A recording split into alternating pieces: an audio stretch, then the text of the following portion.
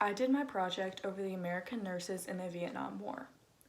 The United States backed South Vietnam against North Vietnam from 1955 to 1975. During the early 1960s, the United States military presence increased in South Vietnam. As this occurred, the Army Nurse Corps also increased. Many women volunteered for military service during the war, and nurses tended to thousands of injured soldiers. The majority of the nurses in the Vietnam War were female.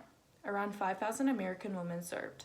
Many volunteered to receive training and to help the wounded soldiers. They varied from different levels of experience. Some were brand new to nursing with no experience, and some were highly trained professionals with years of experience. They served in the Navy's hospital ships, the Air Force's planes and helicopters, and the Army's hospitals. In the Vietnam War, helicopters were used to transport injured soldiers to receive help. This was the first war to do this, so it caused lots of stress for nurses. Many soldiers received help within 30 minutes of being hurt. The medical assistance was much faster than in previous wars. As a result, nurses treated more severely wounded soldiers than ever before, and they were faced with making difficult decisions. They had to quickly decide who would receive treatment first and what treatment they would receive. Normally, nurses would follow a doctor's orders, but in the Vietnam War, they made the decisions themselves. Nurses served long days, many days a week.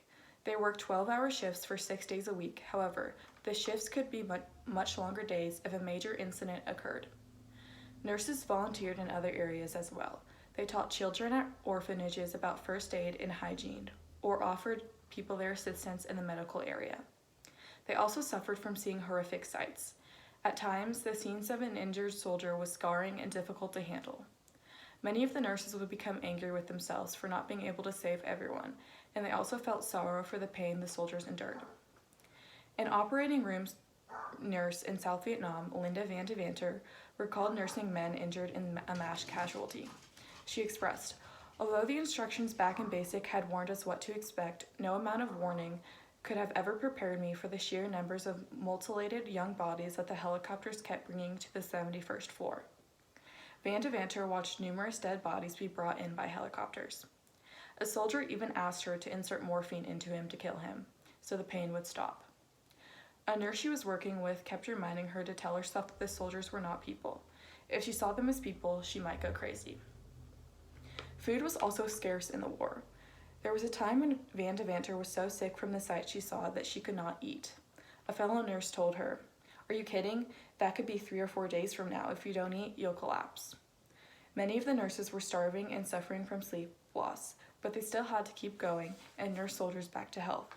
It was an emotional and physical draining job that required lots of hard work.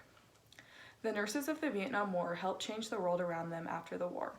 They broke many norms for women.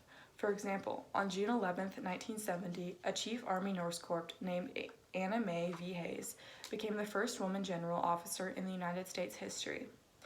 Vietnam was also the first war to see trauma symptoms after the war. The treatment of post-traumatic stress disorder received lots of attention. However, no one studied the nurses' mental health until the 1980s. Jennifer Schneier was the first scholar to ask women about their experiences in the war. She found that many struggled with PTSD and relationship problems. Nurses were almost always ignored by newspapers and scholar programs. After they returned from the war, they were also ignored by the government and the public. Women and male veterans should have received the same benefits, but many VA hospitals refused to take care of the needs of women. The VA stated that there was only a small number of women veterans, so there was no need to have any programs or facilities for them. Women were about 2% of the veterans, but there were still about 7,000 of them. This meant that there were 7,000 women living without the proper care they needed. The isolation women veterans had received from these organizations led many to feel depressed. The life of the nurses in the war was extremely hard, and they were not given fair treatment from the country that they served. Medical treatment would not have been possible without them.